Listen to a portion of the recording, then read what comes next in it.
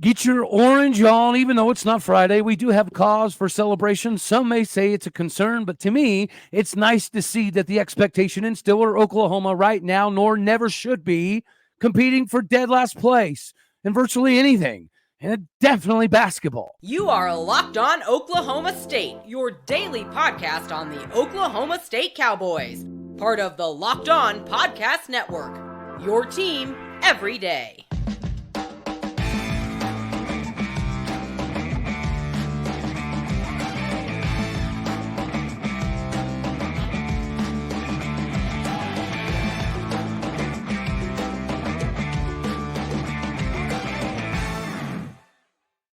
Howdy, y'all, and hello, all. Welcome back to Locked On Oklahoma State, your daily stop for all things Cowboy and Cowgirl related. My name is Cody Stovall. I want to thank you kindly for stopping by to make this your first listen. We're available on all of your podcasting platforms, visually back on YouTube. Find me personally on X at Alldeo State. Today, we're partially brought to you by Nissan. If you're the kind of driver that likes to push things a little bit further, if you're the type of driver that wonders what your next adventure could be, especially in the Big 12, take the Nissan Rogue, Nissan Pathfinder, or the big bad Mama Jamma Nissan Armada to find your next big adventure. Check them all out today at nissanusa.com. Meanwhile, we get to check in and check out on the state of Oklahoma State basketball. And you know what? This was a hurdle that I didn't see us overcoming until after April 2nd. But nonetheless, this is where we are. Mike Boynton is out as Oklahoma State head basketball coach, which is realistically a good thing. Now, am I going to be overly elated about this firing? Not necessarily, because we all know I love Mike Boynton just like you love Mike Boynton. He's one of the greatest ambassadors for Oklahoma State basketball ever. He's one of the greatest, if not the greatest recruiter in the history of Oklahoma State basketball. But the X's and O's get lackadaisical at times, especially in the last 90 seconds. That has been, unfortunately, rinse, wash, repeat for the last 7 seasons. So although he can recruit with the best of them, he can develop relationships with the best of them, sometimes you gotta peel back the layers of the onion. Being a player's coach is typically a good thing, but being too much of a player's coach is a bad thing, because it's hard to turn that switch on and off between I'm going to lay the hammer down and I'm also going to be super chill and cool and all that fun jazz. You can't always have one without the other. Now, I don't think that we need to dive into the Brad Underwood level of, old school, I guess you could say, but I'm old school, right? The house that Henry I built can now get a facelift. It can get a little bit of an upgrade, a.k.a. the restoration of the Rowdy in Gallagher-IbaArena can return, because let's face a fact. There's a multitude of layers we can hit this from, but Mike Boynton tied with West Virginia for dead last in the Big 12 at a 4-14 record. That is unacceptable at Oklahoma State. Having a .222 conference record, unacceptable at Oklahoma State. Only having, 10 victories, 8 victories in Gallagher-IbaArena, unacceptable at Oklahoma State.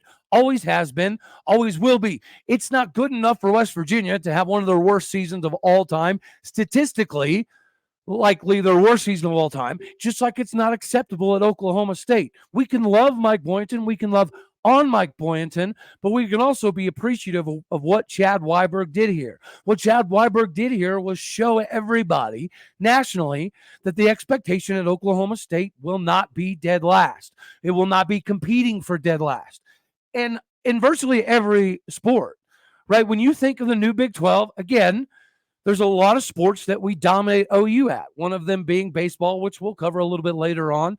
But basketball, that's a sport that we traditionally, when I was growing up, we beat OU at. Now, they were good growing up, too.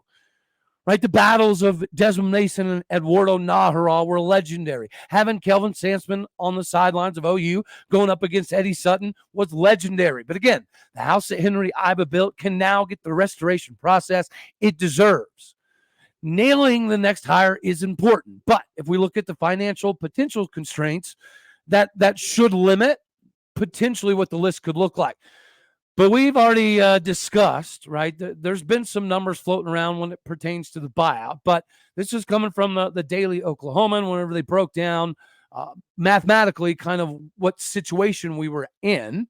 When you look at his contract, it's over the next 10 years. So we are buying out his contract through 2028. We do know that N.I.L is a massive concern for Oklahoma State basketball. Okay. But we also know that in this 10-year buyout, the Daily Oklahoma broke down at 2.6, 2.7 mil a year. What it came out to was basically 76% of the contract at the moment, which would be like 7.8 million. After April 1st, it goes down to like 6.6 million.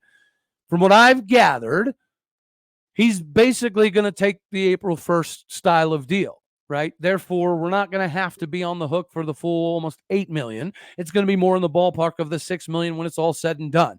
I don't think this will be officially on the books until April 2nd because of that very thing. But nonetheless, if Oklahoma State's paying $6.6 million to get out of this contract with Mike Boynton, it is going to have a little bit of a hindrance. The biggest hindrance that most people seem to want to gravitate towards right now is the fact that we might lose some of the main players. Whenever you have guys that can be the main character on the main stage of Gallagher-IbaArena, you have to be able to keep them. So retention of the roster is going to be massive. But Mike Boynton was not an expert at retention of the roster. And when you look at statistical categories, guys, there is 21 team statistics on Big12Sports.com when it comes to basketball. Out of 21 statistics, Oklahoma State is 10th or worse in 20 of the 21.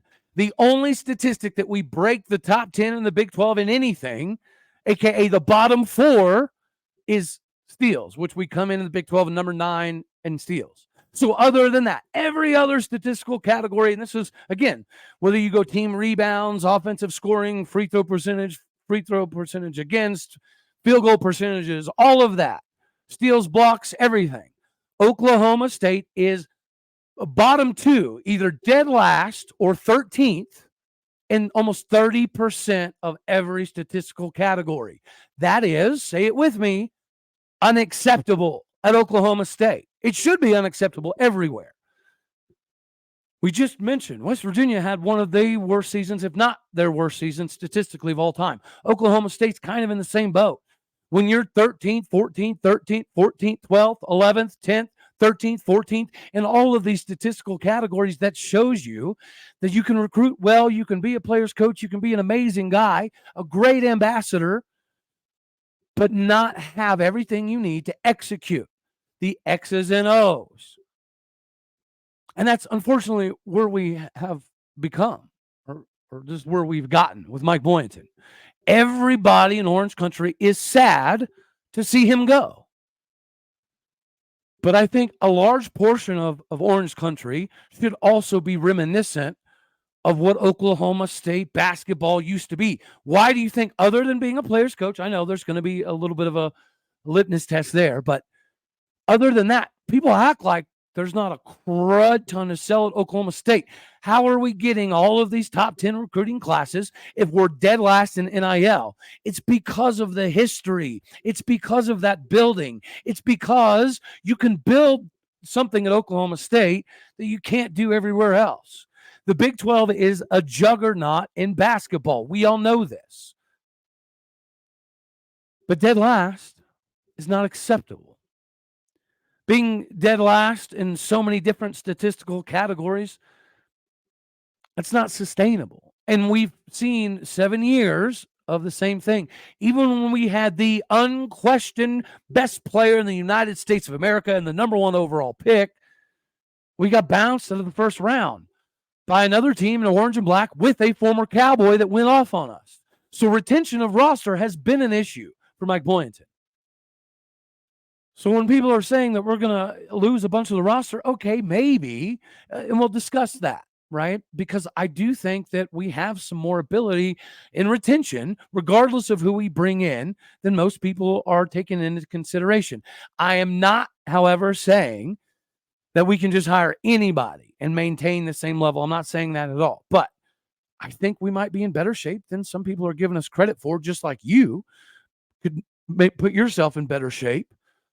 Because a Nissan is where you need to be. In this week's March Madness Bracket Highlight, brought to you by our friends at Nissan, we're going to pick a team that stands out, right? A team that pushed it further than most of the rest to get to this point of the conference championships and March Madness. Just like the new line of 2024 Nissan SUVs are able to take you to the next level, because you could say maybe KU is like the pathfinder of the group. You could say maybe Iowa State is the reliable, rugged rogue of the group. But the Houston Cougars can only be described as the big, bad, Mama Jamma Nissan Armada. They're a top-seeded team, and they're as hardcore as it gets. So there's no wonder why they're expected to land one of the top seeds when it comes to the national tournament after their first season in the Big 12. They won the regular season. They'll have a shot at a Big 12 title in the postseason before they punch their ticket to March Madness. You need to make sure you punch your ticket with Nissan. Take it, whether it's with a Rogue, Pathfinder, or the Armada, on your next big adventure. Shop at NissanUSA.com. Again, go to NissanUSA.com today so you can get rocking and rolling in the right rig for you. Oklahoma State basketball could get rocking and rolling in the right situation if roster retention is a capability this year. But I think it is. Okay, guys, I'll just call a spade here. There's two players, of course, that everybody and their mom virtually is going to come after. Those being Brandon Garrison, of course, and Eric Dailey Jr. It makes sense. People are going to come after Eric Dailey Jr. There's a reason why he won a gold medal with Team USA. There's a reason he's represented FIBA U18 America. There's a reason that he was one of the biggest gets of Oklahoma State. But he's buddies with Brandon Garrison, of course. He's buddies with Ollie Gordon. Of course, they have a podcast together. Does that mean it's a massive reason for him to stay? No. Does it mean that's at least a little bit of a reason for him to stay? Absolutely. Just like Ollie Gordon comes to Gallagher-IbaArena all the time to support basketball, Eric Dailey Jr. is likewise doing the same thing and helping his buddy with football. Eric Dailey Jr. cares about being a Cowboy. Eric Dailey Jr. is tied to being a Cowboy a little bit more than most. Most people may remember the fact that his mom played at Texas. Most people might remember the fact that she had several stops coaching at Texas A&M, Florida, TCU, amongst others. But most people may not realize that his dad, Eric Sr., played for Mo Iba. That is right. The son of the legend himself, Henry Iba, had a large hand in Eric Dailey Jr.'s recruitment to Oklahoma State University. So yes, on top of Ollie Gordon, on top of just the camaraderie, on top of being one of the top gets in the history of Oklahoma State, being at Oklahoma State does matter. It's not just a typical run-of-the-mill situation for Eric Dailey Jr. So yes, is everybody going to come after him just like everybody virtually came after Ollie Gordon? Of course. They're going to be smart if they do, in fact, come after him. But again, there's more here than meets the eye. It's not just that he's a really good player from IMG Academy that has the potential to be a lottery type of NBA guy. It's not that he's just 6'8", 230-something pounds, and he can jump out of the gym. It's the fact that it matters just a little bit more. Don't let him be from IMG Academy fool you. Don't let him be from Florida and one of the top recruits in the history of Oklahoma State or the Big 12. Don't let all that fool you. He does care. It does mean a little bit more than I think the common person is understanding. Now, we all know that Bryce Thompson has a big decision to make this season as well. Bryce Thompson could be a massive catalyst for the success that we have moving forward, of course. He does have the opportunity to come back. We don't know if he's going to come back. Depending on who we get as the coach to replace Mike Boynton, I think it'll matter, right? And whether Bryce Thompson decides to return or not. But the former 5-star McDonald's All-American has not ascended to the heights that he is expected.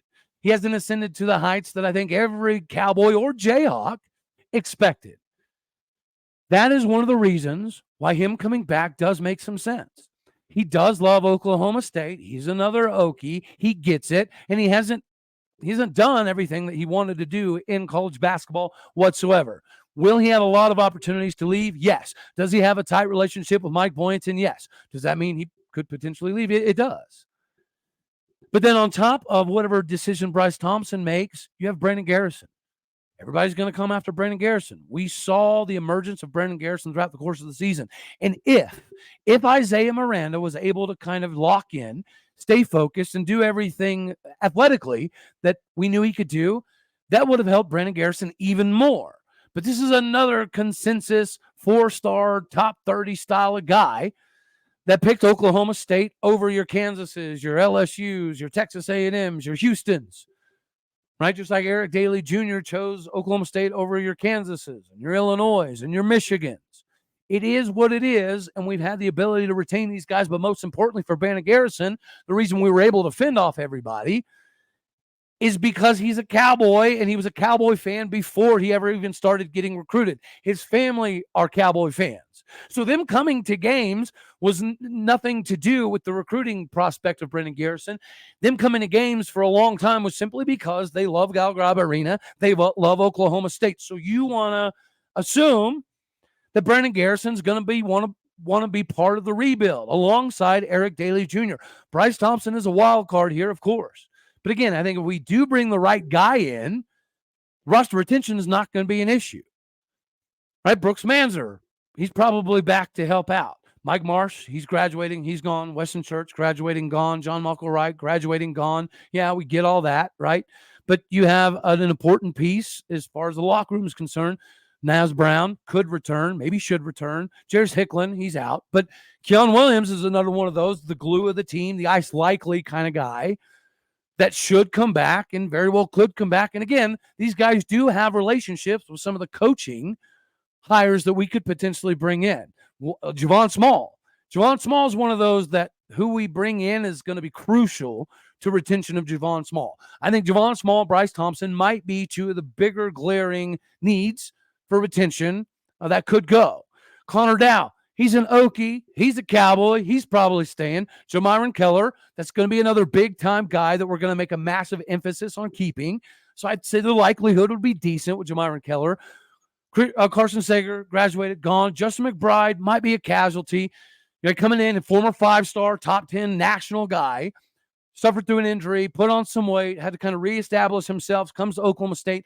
I expected some big things out of Justin McBride, right? Not just because he's, another 6'8", 230-pound guy, but if he could athletically get back to what he was when he was a 5-star consensus guy, then he could emerge as one of the top contributors for Oklahoma State.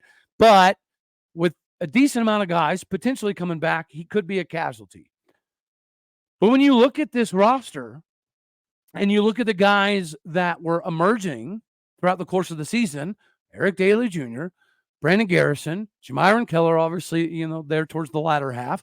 Conner Dow had his moments. A lot of these guys have more connections to Oklahoma State than just lays on the surface. Most of these guys picked Oklahoma State or came to Oklahoma State for a multitude of reasons. But again, the restoration of the Rowdy and getting back to the top half of the Big 12 where we belong is important to these guys.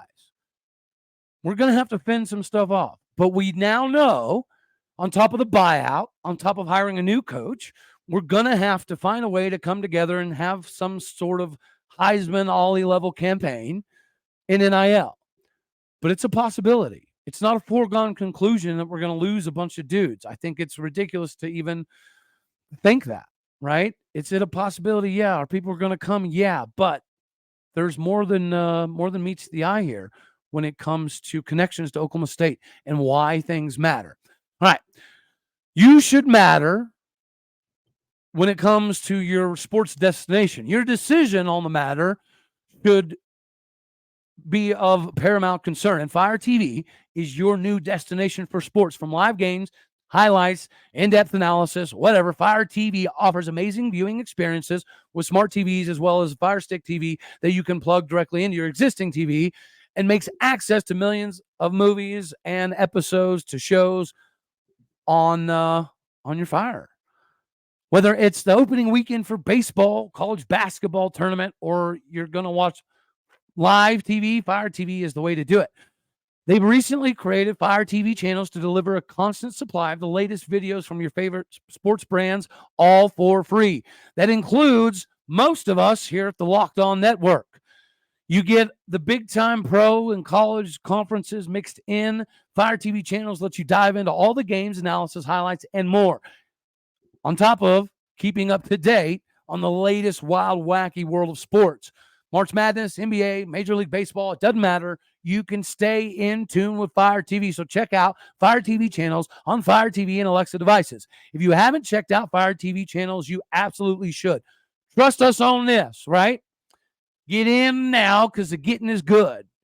Go to www.amazon.com/LockedOnFireTV. Again, there's Amazon.com/LockedOnFireTV, all one word, to get rocking and rolling the right way for you today. Speaking of rolling the right way, you and I both know you cannot be the MVP of anything, anytime, anywhere if you cannot get there. So if you have the right passion, drive, and patience to bring home the W, eBay Motors has you covered.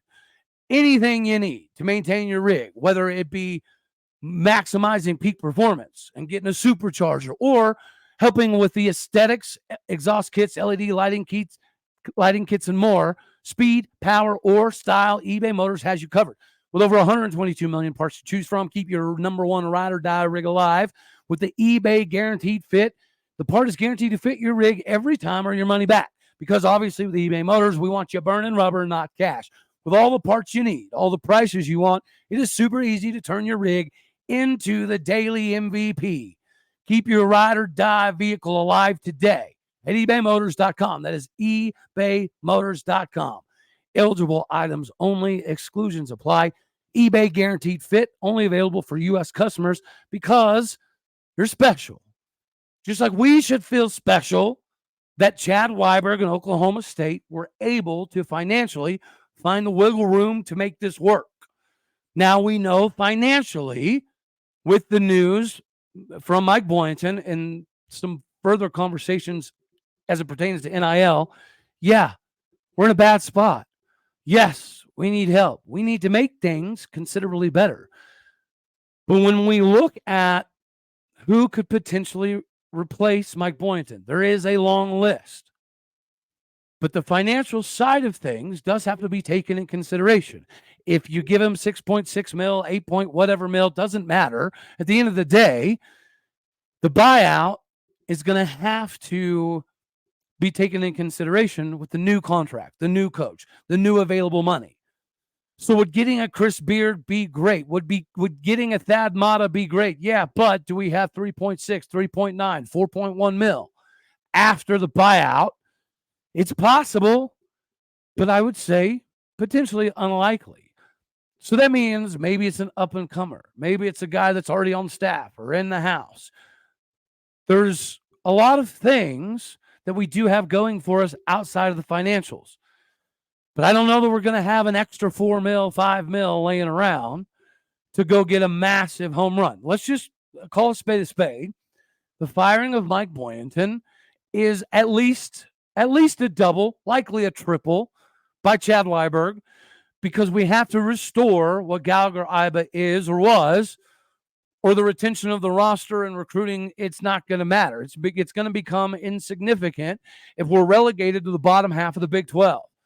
In any sport in the new Big 12, of course. But basketball is one of those. There's a large portion of people on campus that have never got to experience what Oklahoma State basketball should be. And unfortunately, when we do put 11, 12, 13,000 in the building for Mike Boynton, his record is abysmal.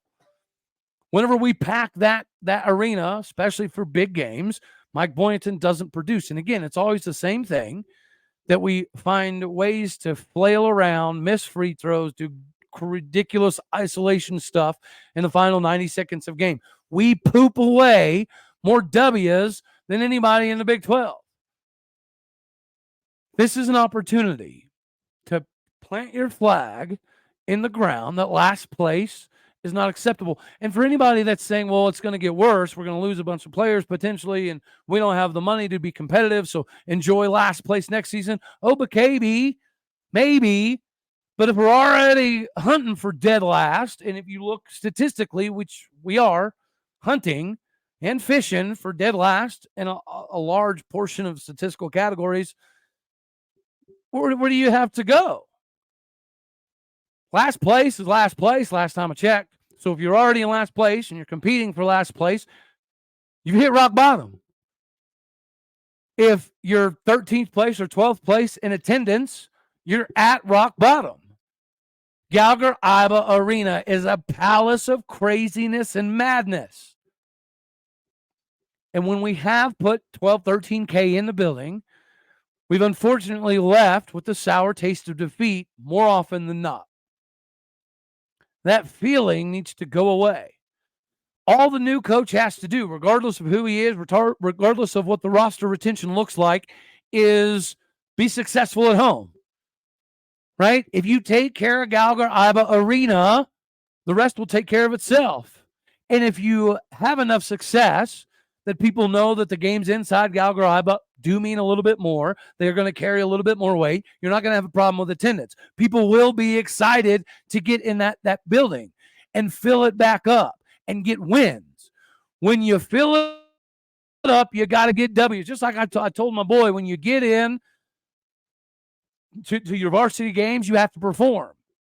If you get in, it doesn't matter if it's 1 inning, 2 innings, 5 innings. If you get in there and you give up a bunch of runs and you get jacked around, you're probably not going to get a bunch more opportunities. But if you get in there and you do your daggone job, you keep runs off the board, you keep your team in the game, you'll get more opportunities. It's the same thing, right? And it's a perfect segue as we get to roll into some baseball conversation. If this is a double or a triple move by Chad Weiberg, Oklahoma State baseball has been up and down. Oklahoma State baseball pitching staff under Rob Walton has been the epitome of up and down and inconsistent. But we did get to hammer down on the OU Sooners Baseball Club as they had their second biggest attendance in OU baseball history in Norman. It was nice and almost in front of almost 5,000 people that we got to take them behind the woodshed and teach them a thing or seven. Colin Ritchie, the freshman, shows up big again, going 4 for 5, dropping bombs. Tyler Wolfert goes 2 for 5. He had a very successful day, also dropping a bomb. Colin Brueggemann gets in on the action, dropping a bomb. That's pretty normal. Guys, I was actually a big fan of the Penn State transfer, Molsky. I think Tommy Molsky did a very good job throwing 2 1/3 innings up. But, of course, Gabe Davis gets the W on the mound. Ryan Bowe looks like he's kind of getting, back underway.